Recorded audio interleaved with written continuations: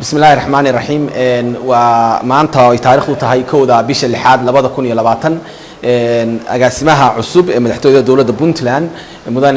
محمد عبد الرشيد علي أي حلقة سير اسمها أولولا وريجي أقاسمي هراء مدحتوية مدن محمد عبد اللطيف يوسف iyadoo xil wareejinta u dhacday hab maqal muuqaala maadaama agaasimihi hore uu haatan ku sugan yahay Kenya magaalada Nairobi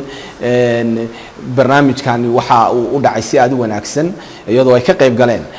agaasime ku xigeenka madaxtooyada dawladda Puntland mudane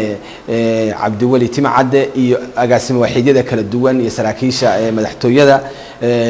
agaasimihi hore ee madaxtooyada dawladda Puntland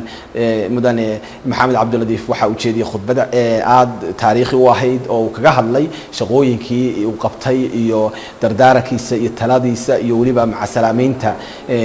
saaxiibadii soo wada shaqeeyeen guud ahaan dawladda Puntland si gaar ah madaxtooyada agaasime waxidyada iyo shaqaalaha kale intaas kadibna waxa uu wakiishay wareejinta saxiixyada iyo dokumentiyada agaasinka inuu sameeyo agaasime ku xigeenka madaxtooyada Cabdiwali Timcade oo si rasmi ah ugu wareejiyay markaas isagoo agaasimihi hore ka wakiila agaasimaha cusub mudane Maxamed Cabdi Rashid Ali agaasimaha cusub oo khudbad kooban jeediyay waxa uu sheegay inuu ku faraxsan yahay inuu maartay ku soo biiray madaxtooyada dawladda Puntland isagoo rajeeyay in qorshayaal badan iyo hamiyo badan uu leeyahay uu rabo inuu ka dhameeyo si horumar loogu sii sameeyo guud ahaan madaxtooyada iyo nidaamka dawliga ah ee Puntland iyo dhinacyada kale ee wada shaqeynta leeyihiin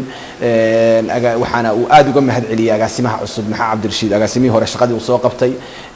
dhammaan agaasime waxidyada qaar kamida ayaa hadlay oo si wacan